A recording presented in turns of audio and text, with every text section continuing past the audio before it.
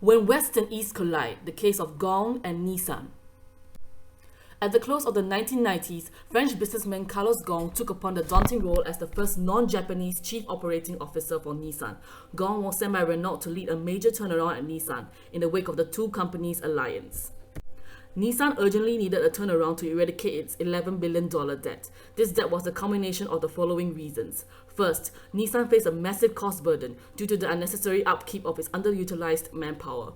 This issue was a result of Nissan's lifetime employment guarantee to its workers. Second, Nissan was dealing with a cash crunch due to overinvestment in non-core financial and real estate business relations that gave low returns. These relations are known as keiretsu partnerships, and they serve to promote loyalty and cooperation between companies. Third, profit loss closely followed the cash crunch, with vital product developments being cut back due to lack of funding. Coupled with the rampant fear of risk-taking, this led to Nissan losing its competitive edge. Finally, Nissan's internal operations were plagued with multiple inefficiencies. Nenko Joretu, which is the emphasis on seniority over performance, led to complacency and lower work motivation among seniors. Furthermore, Murashakai, which is the process of passing decisions based on absolute consensus, made decision-making sluggish. Also, the fear of failure fostered a culture of blame and responsibility avoidance, which left many unsolved issues. Finally, cross-functional communication was absent, which prevented the different company sectors from working together effectively. Ghosn understood the influence of Japanese culture on Nissan's internal operations had severely undermined corporate efficiency. Nissan's unwillingness to perform staff cutbacks in fear of undermining the well-being of affected workers reflected the Japanese highly collectivistic social outlook. The Japanese emphasis on cultural values of loyalty, cooperation, and respect are shown from keiretsu, Murashakai, and Nenko Joretu. Finally, the prevalent fear of failure stems from a social obligation to avoid inconveniencing the collective group, which is part of Japan's shame culture. Ghosn's turnaround strategies initially emphasized on efficiency, which was strongly criticized by employees. In response, Ghosn began to adapt his strategies to the Japanese culture. Ghosn decided to ditch the seniority-based system, which did not boil down well with the Japanese employees initially. It was natural that deep unhappiness resulted because of this system, since older employees who were not as efficient and capable as the younger bloods will be removed from their high-ranking positions. However, this caused an invisible divide between the younger and senior workers. Ghosn even declared English as the official language in Nissan. This was another practice that did not go down well with the Japanese. The attitude towards English speaking in Japanese societies has not fared well in general. He went on to revamp the compensation system to focus more on performance incentives. Despite Japan's fiercely protective employment laws, 5 plants and 21,000 jobs were eradicated in the hands of Ghosn. This naturally drew criticisms among the public, and Ghosn was condemned as a foreigner in charge of Nissan. When he announced his Nissan revival plan, he disassembled the keiretsu and was then dubbed the keiretsu killer, thus becoming a target of public outrage. On his first day, Ghosn was also criticized for not grasping the traditional bow prevalent in Japanese business settings. In a Japanese business context, donning a conservative attitude is often desirable, as being aggressive and arrogant during meetings are not customary. It would be against their usual practice should they adopt a more showy and flamboyant demeanor favored by Ghosn. As such, it was inevitable that Ghosn faced tensions during his early years in Nissan. We will now move on to the analysis. Growing up and living in different parts of the world had made Ghosn open to different cultures from different countries, making him someone who is a cultural relativist. He could be seen as someone who has low uncertainty avoidance due to his ability to travel to a foreign country and confidently making changes to the operations in the company. It was clear that he was not afraid to take risks. Ghosn also believes in a more collectivistic culture and having lower power distance. Japanese have more of a masculine culture, however. They lack motivation to showcase their competitiveness due to the lack of incentives as well as having a blame culture. In addition, unlike Ghosn's low uncertainty avoidance, the Japanese have a higher uncertainty avoidance and therefore would certainly feel uncomfortable with the changes that Ghosn would implement. The Japanese also promoted a collectivistic culture. In terms of communication dynamics, Ghosn emphasized more on an informal style of communication that sought to reduce the power distance between him and his Japanese subordinates, whereas the Japanese preferred a more formal style of communication that is generally expected of them in business settings. Additionally, Ghosn adopted a more exacting style of communication, which emphasizes on what one actually means and is goal-oriented and efficient. On the other hand, it can be seen that the Japanese adopted a more succinct style of communication that emphasized on their personal preference for fewer words. The Japanese, they show their respect to others non-verbally by bowing. The Japanese are expected to follow a structured set of behavior in all major and minor life passages. In addition, as mentioned previously, both Ghosn and the employees have different instrumental styles. Ghosn has a more direct style, while the Japanese employees prefer to speak formally and indirectly. Due to the different styles, miscommunication could occur, putting further strain on their communication. Next, we will address the cultural conflicts that arose when Ghosn entered Nissan. These cultural conflicts became more pressing in the work environment as the cultural practices of one party were the very reason Nissan was in economic deficit. Firstly, the Japanese were more collectivistic in that they valued their group membership more than their individual identities. Ghosn, on the other hand, came from a Western culture which was more individualistic. This gave rise to his disagreements with certain Japanese cultural practices, such as the kairetsu, which resulted in Nissan not utilizing their money fully. As the Japanese cultural practices were largely based on traditional values, one could also say that they had a short-term orientation, whereas Ghosn, who was known for his foresight and adaptations to foreseen problems, reflected a long-term orientation. The Japanese also had a culture of higher power distance, which was reflected in their practice of Ninko Juretu, where seniors' decisions are rarely objected due to their perceived knowledge. Ghosn, on the other hand, came from a culture of lower power distance, thus he saw value in the opinions of every employee regardless of their status.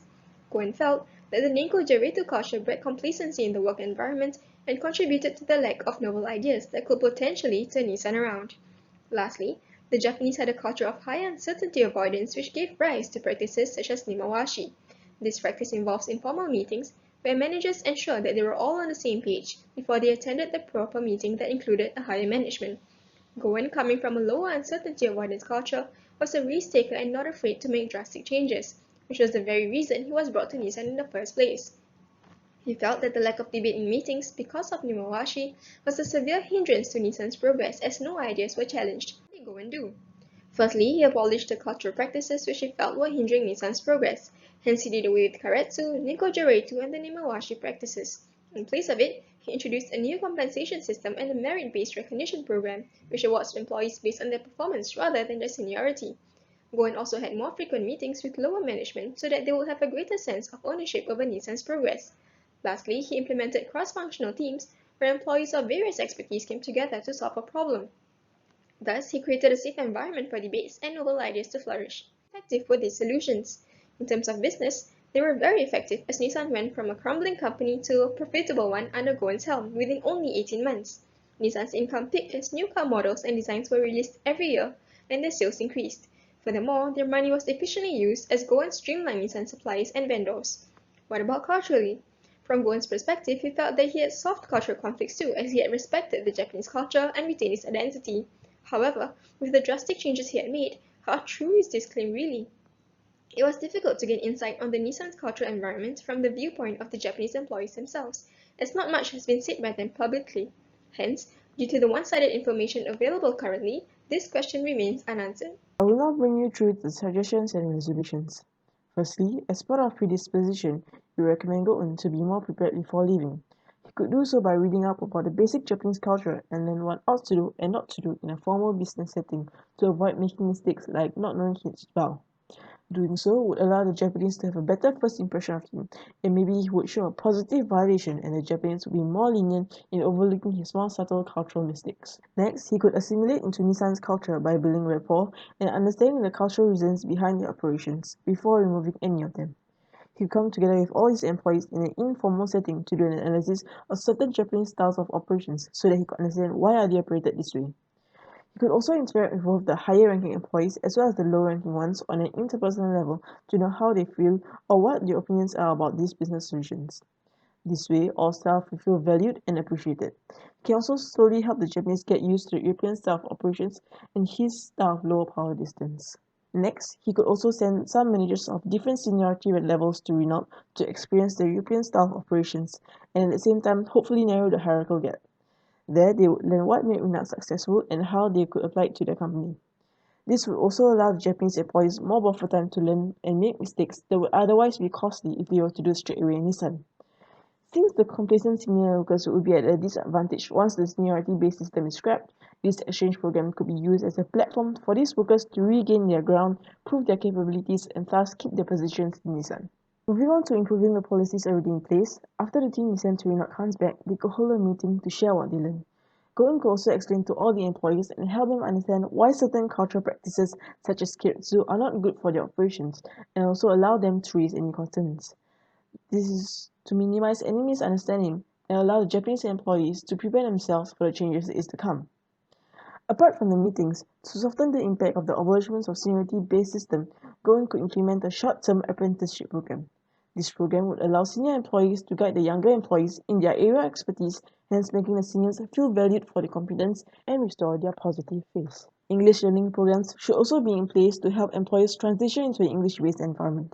The team also feel that the classes should be segregated based on seniority, as the older ones, who tend to be seniors, are less familiar with English and have a different learning speed as compared to the younger ones who just got out of school. Doing so will help them adjust to English being the main language of the company. While Ghosn expected his employees to freely express their opinions, he failed to guide them towards developing this ability. Thus, we recommend that a rotation schedule be put in place to give everyone a chance in representing their team to speak in cross-functional team meetings. The pressure of maintaining the team's face in front of others would spur one in delivering one's team message, thereby allowing one to effectively develop one's expressive capability through experiential learning. Next, when Ghosn laid off employees, he should have recommended these workers to alternative jobs. This would have been in line with the Japanese collectivistic social outlook, where group members look out for one another. Finally, as Nissan eventually achieved financial stability, we believe that Ghosn could have begun to advocate cultural preservation, albeit in the expense of efficiency to a tolerable extent. This would have revitalized Nissan's Japanese identity, thereby boosting employee morale and corporate efficiency in the long run. To achieve this, we recommend reinstating and strengthening Keiretsu partnerships, releasing Nissan shares to employees, and developing cultural educational programs for non-Japanese Nissan workers. All of these strategies strive to promote the sense of collectivism at Nissan, which gives employees satisfaction and motivation associated with being socially included. In conclusion, from Nissan's miraculous financial recovery, we can infer that Ghosn's turnaround strategies were effective from a business perspective. However, as the Japanese employees' side of the story remains largely unknown, we cannot absolutely discern whether if they were truly satisfied with Ghosn's actions or if they were simply exhibiting compliance. Nevertheless, we believe that Nissan's recovered financial stability allows it to invest in cultural preservation strategies. Thus, in this sense, Ghosn has indeed successfully safeguarded Nissan's Japanese culture. And with that, we wrap up the case study. Thank you.